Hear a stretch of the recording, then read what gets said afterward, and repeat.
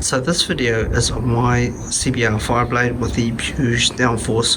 wings installed, so I thought I would actually take a video of this with a wider view so you can see how it looks like on the bike.